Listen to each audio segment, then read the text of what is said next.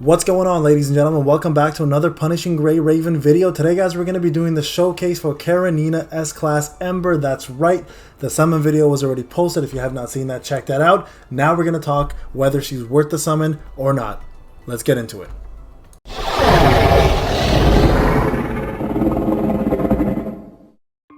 Alright everybody, welcome back to another video. Today we're going to be doing the showcase for Karenina Ember. That's right, she is the S-Class version who is mostly comprised of fire damage and some physical, and we're going to talk about everything she's worth having, whether she's worth having or not. We're going to talk about the best weapons, best memories for her, how to play her. We're going to break down her basic combos and her skills, just like we did with Lee. If you haven't checked out the Lee character showcase, check that out. You'll kind of get an idea of what this is going to be all about.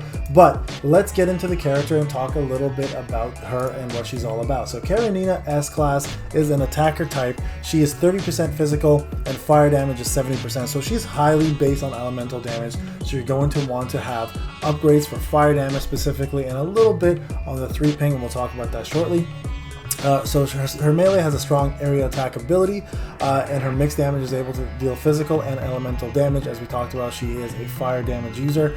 If you look at the recommended partners, the top one currently is Kamui and Liv. Liv seems to just sit throughout everyone's section, rightfully so. She's incredible. In Warzone, this is a team actually that I run with, which is Karenina, Lee, and Liv. All very useful for attack speed and their incredible damage output. And then Liv, of course, is a support unit to survive a little longer. But those are the recommended ones. Right now, if you are looking to get the best weapon for her, it is obviously going to be her 6-star weapon, which is going to be the Fusion Dragon, which, if you watch the summon video, I got on my first multi, thank goodness, even though it was evading me for quite some time. And then the best memories for her, and we'll talk about the ones I'm using, is going to be Shakespeare, due to the fact that all attacks increase by 3% and the fire damage is increased by 7% on the 2 set, and the 4-piece attacks have a 24% chance to burn for 5 seconds. When an enemy is burning, there's a 20% chance to cause an explosion, dealing 100% fire damage for a 5-second cooldown, very small cooldown. And then burn reduces the target's fire resistance by 8% and deals additional fire damage per second, and it can stack up to 3 times, guys. That is an incredible buff from Shakespeare. So definitely the best 4-piece set for Karenina, bar none. And then of course having Darwin in there to do the 3-ping damage, which I talked about earlier. And then the backup section, which I'm currently running because I don't have Shakespeare yet, is going to be Ike. And the reason why is because he increases all damage by 2% and elemental damage by 4%. And every time you do deal a burn, for example, dealing elemental damage has 15% chance to inflict burn. So you have a higher percent chance of doing that without having to use your element, and it only has an 8-second cooldown on the enemy. So that is a really good one to run with as well too, and that's what I'm currently running. As for backup weapons, the only other option realistically is Magma Pillar. It's only good because you can do 3-ping and it increases your attack. It's really not the one you want to go for. And also, if you watched the video last time that I posted, if you don't have Fusion Dragon, you have the second bazooka weapon. It's really not that good either for her. So realistically, the 6-star weapon is going to be the best one to use on Karenina. Alright, so this is what I'm currently running, guys. So let's quickly take a look here and talk about the skills a little bit. Actually, before we do, let's talk about Evolve. So if you did watch the summon video, you know I'm too short getting triple S class, so that's the first thing to cover. It does get very pricey after a while, so I'm going to be doing the Phantom Pain Cage in order to get as many of her as I can, so I can get this triple S class completed without summoning, because now I'm just saving for alpha. As for skills, let's talk about the Red Orb. So the Red Orb is the following: Light Blade Strike attacks the target ahead with crossfire shooting, deals 91, 182, and 273 based on the ping that you do. Physical damage based on the number of pings gained. Gains super armor while using the skill. Also enhanced, deals 136, 273, 410 per damage per hit. Sorry, fire damage per hit on the number of pings done. So very good skill. One that you're going to be using quite often actually. So yellow one, covering barrage. This is a cool one for AoE. Leaps forward and hammers the target with a gun. Total damage taken by attack reduced by 30% while using the skill. So this is great for tanking on her. It's almost her support. Deals 158, 317, 476 physical damage to nearby targets based on the number of order of pings. So again, it is an AoE as well as a buff. And enhanced deals 238, 476, 714. As you can see, the fire damage, guys, is massive. It overshadows the physical damage, but the fact that she does both helps a lot. Now, there's a lot of flack for fire teams, and I get that, but right now in global, this is the way to go for fire damage, right? Is she is the best fire damage user. All right, Blue Orb. Calls for a laser cannon and deals 5.29, 10, and 15% physical damage base per hit based on the number of pings. And then the cannon deals physical damage per attack on the number of order of pings. If multiple cannons are available, the most powerful one takes priority, so you can summon obviously a 1 ping, 2 ping, and a 3 ping. And then also enhanced deals 26, 52, and 79 fire damage. So you can tell again, guys, the fire damage is massive. So we've covered the first 3 red, yellow, and blue orbs. Now let's take a look at her traits and her passives. Okay, so active skills, guys. Her basic attack launches consecutive attacks at the target, dealing 656.47 physical damage in total. If you have enhanced, it basic attacks deal 0% fire damage. I don't know if that's correct. That should actually probably be something. I don't know why it says 0, but I've always seen fire damage come through with that based on the thermal energy that I have going on there. So that's her active skill. Her signature Scar of the Earth costs 100 energy, shoots a laser at the ground, dealing 176.47 fire damage. It leaves a path of fire for 5 seconds in the end. All enemies who take the path get fire damage per second, and it also increases your thermal energy to max. That's something for some reason they don't talk about there, but that's what it does. Gravity Fall. So when you do summon her through QTE, Karenina deals 614% fire damage at the target. I mentioned this before. If you need a fire target hero to proc anything, she's the one to go with for sure. She does so much damage coming in, so definitely a good one to have. And then Restrictions Unleashed, increased damage bonus by 17.06%, and I believe that is from getting SS from her. And if you complete her sorry, this is the awakening her, and then this is the ultimate awakening. When you max her out, you gain 3 signal orbs when entering the battle, so helps you with a 3 ping right away. So that's essentially there. Now the passive skills, this is where it determines whether you have her at S, SS, SS, or SS plus, right? So I have her in SS, this is what you currently get. Core passive, when in combat, gains an additional 3% of thermal energy per skill level. Thermal energy can be gained by 3 pings and using signature moves, becomes enhanced after the thermal energy reaches 50%. We've talked about this. Gains additional effects and 17.65% fire damage bonus from the single orb skills and basic attacks. When enhanced, loses 5% of thermal energy per second. You can increase this every single time you do a signature move or a 3 ping, so keep that in mind, guys. Alright, so her leader skill, when party members are 3 different classes, attack increased by 10% and attack of attacker increased by 5%, so total 15% if you're an attacker, but you need 3 different classes, so you need a support, a tank, and an attacker. So she's really the only one that will benefit from this portion right there. So her thermal radiation, this is getting her SS.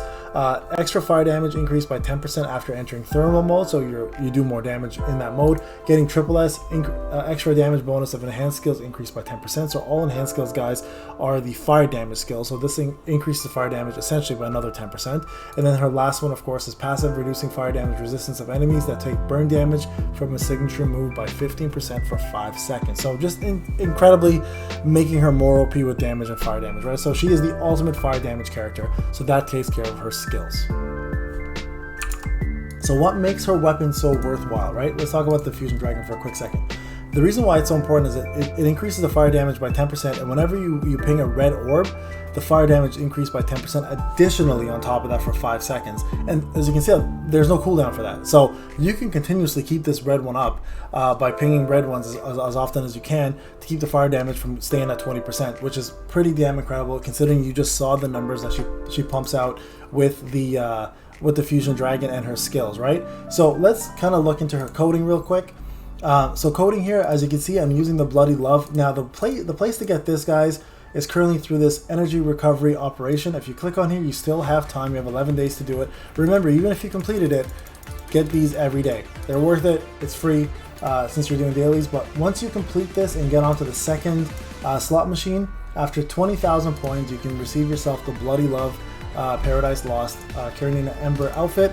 So that is what I'm currently rocking right now. But with that being said, let's talk a little bit about the rest of her coatings and how you can get them. So the base coating is going to be this one over here. This is what she starts off with. Kind of cute, not a bad thing to have. The modified, you get a little bit of horns here, a little bit of change in her outfit, but mostly the horns. Actually, there's no change to her outfit, just the horns.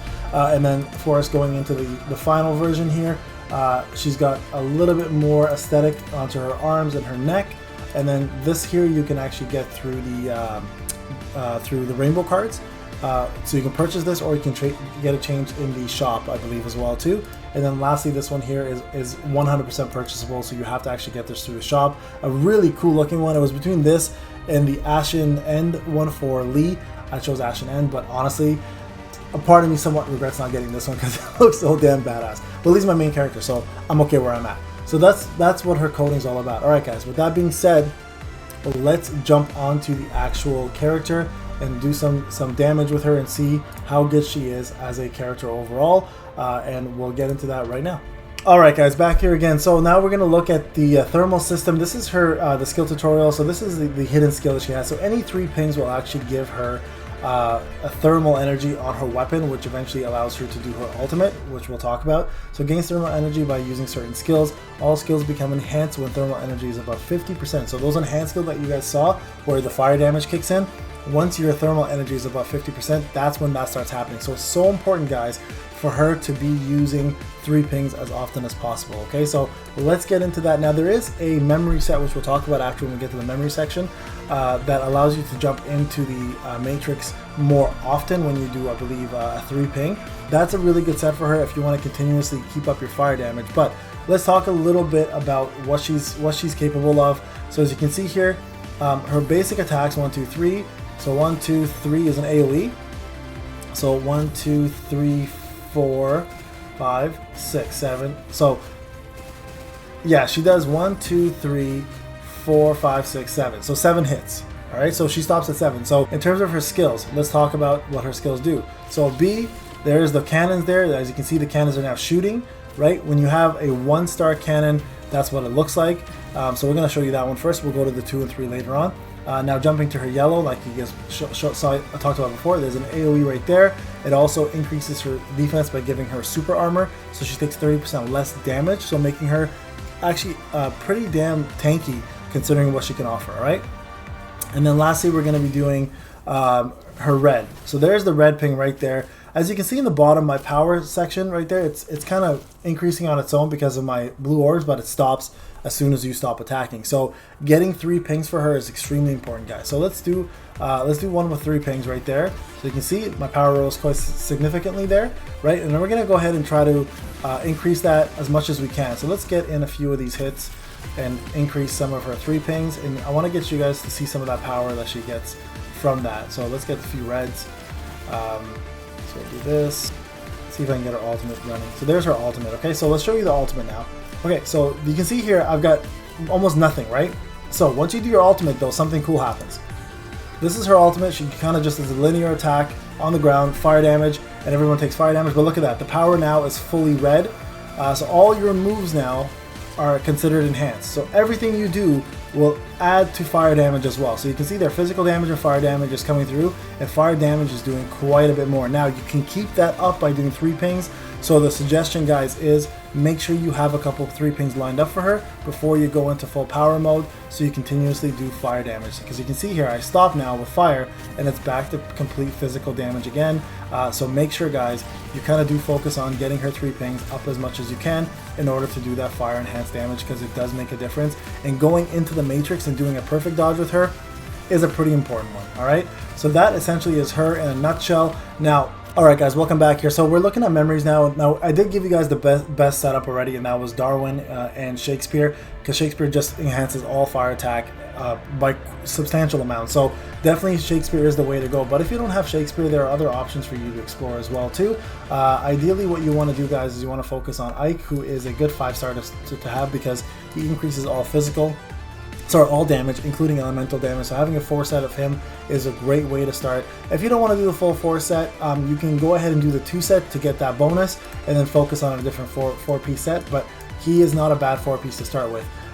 This one here is really good too. AF is great because when you enter the matrix upon a 3 ping, it actually helps you increase your fire, your thermal energy, right? So it gives you more firepower to do. And when you hit 50% and above, going into the matrix will help because you'll ping more firepower. When you hit that thermal energy, you'll do more fire damage. So she's not bad. The only downfall to her is the 60% cooldown, which is quite a bit, but she does allow you to increase all damage by 2% for 3 seconds and can stack up to 5 times. So it's not a bad one to also have as well too as a 5-star. Outside of that, guys, those are probably the 2 best 5-stars in my opinion. I mean, this one's not bad either too. Mozart, if you all damage increased by 50% when in the matrix, because you want to be in the matrix as much as possible with Karenina, because you want to take advantage of the orbs pinging as 3 orbs instead of 1, right? So you have to dodge your like as much as you possibly can as perfect dodge. And then in the 4-piece, she does deal 200% damage to all enemies on screen, but still not quite as good as the first two we talked about. So those are probably the best ones for her from a 5-star perspective. But again, the best one you can possibly get for Karenina is that Shakespeare set. So if you're gonna main her, guys, one of your biggest things you want to focus on is absolutely getting the Shakespeare set. It's almost a must-have for her. So so definitely focus on getting that. Now you can get that through either doing the battle here. If you go to your resources and click on rare memory drops, it's really difficult though because it's completely random. You can do the 0-point berserk, which has the ability to drop to 6 stars at the highest percentage, or you can, and this is going to be tougher in the shop. You can randomly get the Cog Factory, and Shakespeare will appear once in a while here, and you can try to get Shakespeare from that. But again, guys, there's the ability to refresh, so whales will take advantage of it, but cogs are really hard to come by. So something that's not recommended, so just keep grinding, hopefully you'll get it. This game is meant to take a little bit of time, right? Alright guys, that is essentially it for Karenina. So the final verdict here for me, is she worth it? Absolutely.